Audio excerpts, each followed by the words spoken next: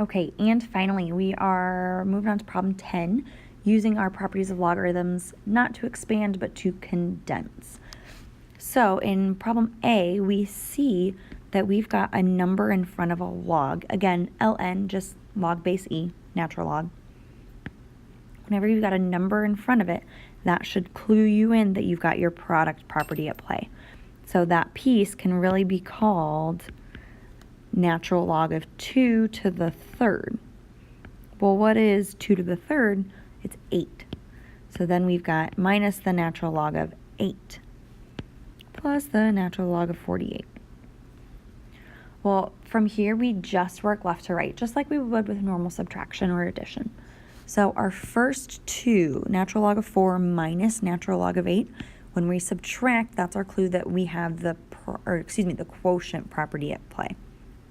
So this is going to be the natural log of 4 divided by 8 plus the natural log of 48. Well, 4 divided by 8, that's really 1/2. So the natural log of 1/2 plus the natural log of 48. From here, we get to combine using our product property because we are adding two logs. So the natural log of 1/2 times 48, that is the natural log of 24. Final answer. And in B, again, we've got these numbers out front, so both of those should be moved backwards as exponents on the numbers that we're taking the log of. So I have the log of 3 to the 5th plus the log of 9 squared minus the log of 2. Again, no base listed on our log, so we can assume that it's the invisible 10. Well, from here we should simplify. So 3 to the 5th, we can actually figure out what that number is. And when we do, we see that it's a little big, but that's okay. It is, so 3 to the 5th. It's already one step ahead, hold on. 3 to the 5th, we get 243. So I'm taking the log of 243 plus the log of 9 squared. 9 squared is 81. From here, again, go left to right. So our first two are attached by addition, so that's our product property. So we want the log of 243 times 81. And then that minus log of 2. Well, 243 times 81 is 19,683. Lastly, we have the log of something minus the log of something else with the same base. So those are going to attach and combine using division, using our quotient property. So it's the log of one thing, 19,683 divided by 2, which is really 9,841.5. And that's our final answer.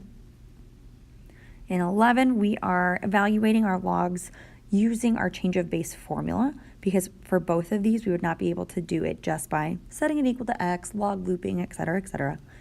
Now, since some of us can do it on our calculators, but not all of us, we need to take the time to write out our change of base formula and how it's applied in this particular problem.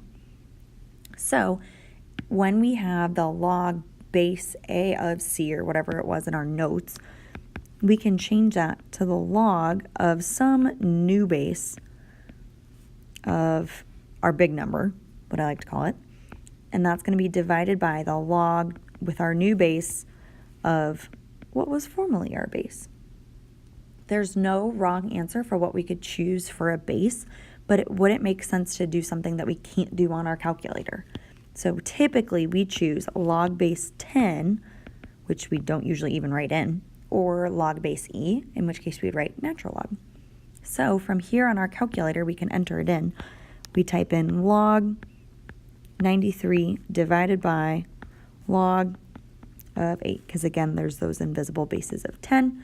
Make sure you close off your parentheses or arrow out of your log, depending on the age of your calculator, what it wants you to do. But make sure you close out those parentheses and end that first logarithm before you divide by that second. We end up getting about 2.1797, and it does ask us to round to 4 decimal places. Lastly, in example 11b, we want to start by changing this. So log with a new base of our big number divided by log with a new base of what used to be our base. Remember, the base goes in the basement. This time, since last time we changed it to log base 10, these I'm going to change to log base e, which we never write as log base e, we write it as the natural log. So we have the natural log of 54 divided by the natural log of 3. Again, when you plug it into your calculator, remember to close off those parentheses of your natural log. And we end up getting about 3.6309. There's our final answer. If you have any questions over this, please let me know. But otherwise, good knowledge to you as you study for your quiz tomorrow.